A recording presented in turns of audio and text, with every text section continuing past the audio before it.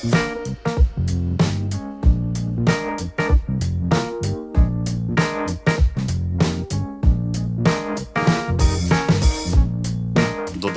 повелба им ја посветувам на моите најблиски, сакајќи барем до некаде да им се одолжам за нивните жртви што ги поднесоа и ги поднесуваат поради мојот телесен инвалидитет од најтежок карактер. Упатувам и голема благодарност до вработените во мощне популарниот медиум Види вака и за тоа што ни со објективни прилози ми овозможија представување и поддршка во широки рамки.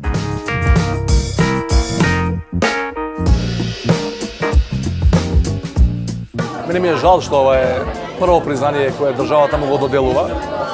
Наристо и со кој ги вреднува неговите напори кои ги прави децении назад. Практично чухме од раѓање, од најмалата возраст, тој се бори со овој физички хендикеп. Да ви кажам искрено, кога бев прв пат кај него дома, моите колеги кои беа претходно да подготват таа посета, ми кажуваа каков е, какви потешкоти има, со што се бави, кои успеси ги има постигнато. Ја не верував дека до толку е физички попречен, со оглед на ова што го гледам дека представува несвоен сумарум на неговите успеси.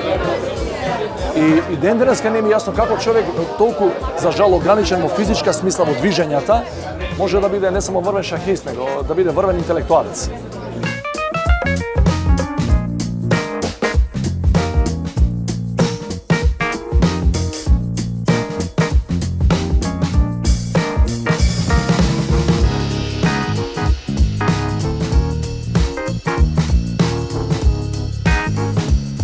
Делот на кај што е опфатен и Ристо Донев и сите останати спортисти кои го заслужуваат тоа, а не биле опфатени во делот на законот, веќе се менува. Се надевам дека во октомври, ноември ќе биде готов законот, оди на влада и на седница и после во собрание да се усвои. Се надевам дека и апел до сите пратеници, сите владини институции да го прифатат овој дел на законот кој што ќе ни биде ќе ни помогне што побрзо, а и на ваквите луѓе кои не беа офатени со, да кажам, законот од пред 21,5 година.